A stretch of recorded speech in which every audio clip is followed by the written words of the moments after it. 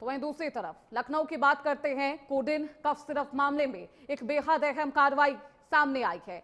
शुभम आकाश के खिलाफ red corner notice जारी कर दिया गया है। शुभम जायसवाल, आकाश पाठक के खिलाफ नोटिस जारी किया गया है। देखिए, शुभम जायसवाल वो व्यक्ति हैं जिसे कोडिन कफ सिरप में किंग पिन माना जाता है, मास्टर माइंड माना जाता है। लगातार कई जगह पर दबिश दी गई, उनकी तलाश लगातार जारी है, लेकिन अभी तक पुलिस प्रशासन के हत्थे नहीं चढ़े हैं। शुभम जायसवाल, ये कहा जा रहा है कि दुबई में छिपे हो सकते हैं। अब रेड कॉर्नर नोटिस उनके खिलाफ जारी कर दी गई है। दूसरे देश की यात्रा करना अब दोनों के लिए, शुभम जायसवाल के लिए, आकाश के लिए इतना आसान नहीं होगा। दुबई में उनके प्रत्यार्पण की कवायद भी है और एसआईटी के अनुरोध पर रेड कॉर्नर नोटिस जारी की गई है। कोडिन युक्त कफ सिरप सिंडिकेट के मास्टरमाइंड है शुभम जायसवाल और साथ ही आकाश पाठक के खिलाफ रेड कॉर्नर नोटिस।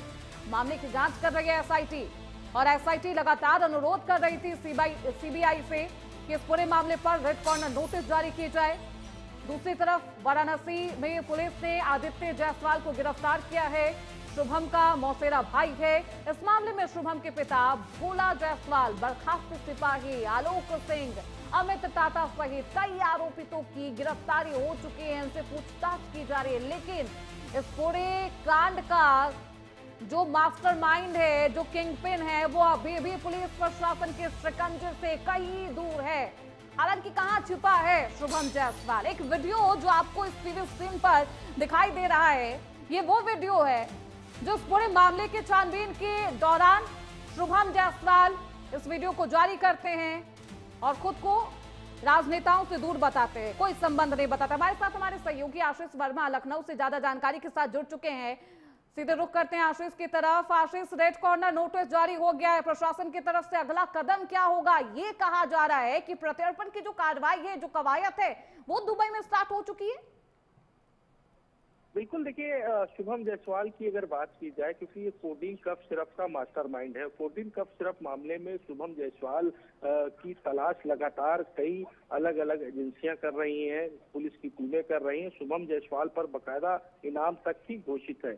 ऐसे में जिस तरीके से एसआईटी इसमें जांच कर रही थी, एसआईटी ने बकायदा सीबीआई से अनुरोध किया था कि शुभम जायसवाल के खिलाफ रेड कॉर्नर नोटिस जारी की जाए। तो हालांकि अब वो रेड कॉर्नर नोटिस जारी हो चुकी है। शुभम जायसवाल और आकाश के ऊपर रेड कॉर्नर नोटिस जारी हो चुकी है।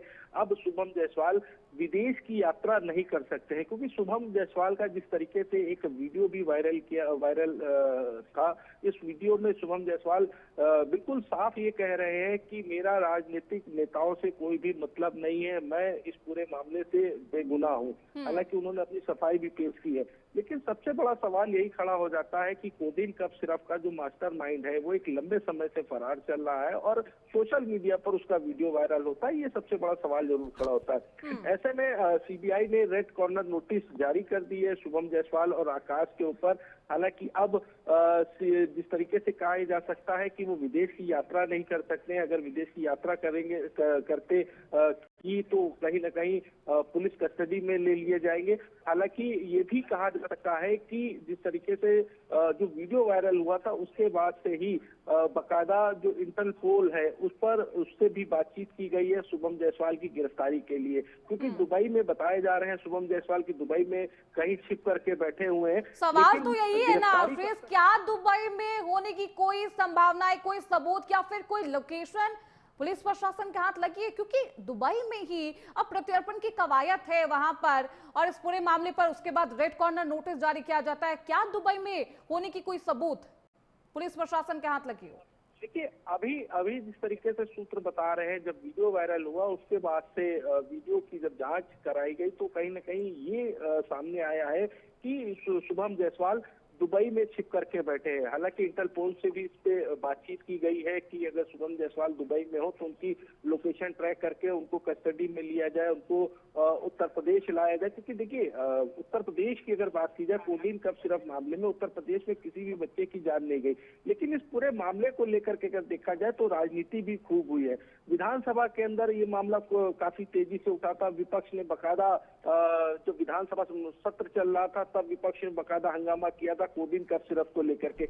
लेकिन सबसे बड़ा सवाल अभी यहीं पर ही बना हुआ है कि कोडिन कफ सिरप का जो मास्टरमाइंड है शुभम जायसवाल, उसकी गिरफ्तारी कब तक की होती है। अगर उसकी गिरफ्तारी होती है तो उसके बाद उससे पूछताछ किस तरीके से होगी, पूछताछ में और क्या कुछ राज खुल करके सामने आते हैं, ये देखना होगा। बिल्कुल, ये देखना बेहद दिलचस्प होगा क्योंकि रेड कॉर्नर नोटिस जारी कर दी गई है।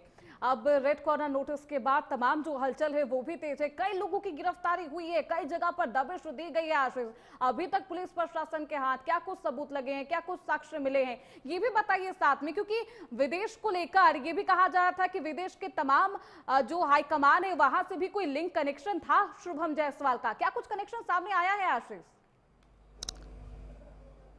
देखिए, अभी तक जो कोडिन कफ सिरप मामले में जितने लोगों की अभी तक गिरफ्तारियां हुई, चाहे वो शुभम जायसवाल के पिता की बात कर ले या उनके रिश्तेदारों की बात कर ले, जो भी गिरफ्तारियां अभी हुई हैं उन गिरफ्तारियों में कई राज अलग अलग तरीके से खुलते दिखाई दिए हैं। कोडिन कफ सिरप का जो मामला है, इसमें बकायदा बैंक ट्रांजेक्शन से लेकर के जो लोग इन्वॉल्व थे उनकी गिरफ्तारियां हो चुकी है। लेकिन अभी भी अगर देखा जाए तो मुख्य आरोपी जो है वो अभी भी फरार है। तो ऐसे में कोडिन कफ सिरप के मामले में हालांकि उत्तर प्रदेश नहीं बल्कि देश के अलग अलग राज्यों में ये तार पूरे जुड़े हुए थे, क्योंकि जिस तरीके से मनी लॉन्ड्रिंग का भी मामला सामने आया, क्योंकि जो पैसे का जो मनी लॉन्ड्रिंग का ये मामला और उस पूरे मामले पर ईडी की तरफ से भी कई जगह दबिश दी जाती है। कई ऐसे सबूत दस्तावेज तो हाथ लगे हैं जांच एजेंसियों के, लेकिन आखिरकार कब तक शुभम जायसवाल गिरफ्त में आता है ये देखना बेहद महत्वपूर्ण होगा। बहुत शुक्रिया आशीष वर्मा आपका इन तमाम जानकारियों के लिए।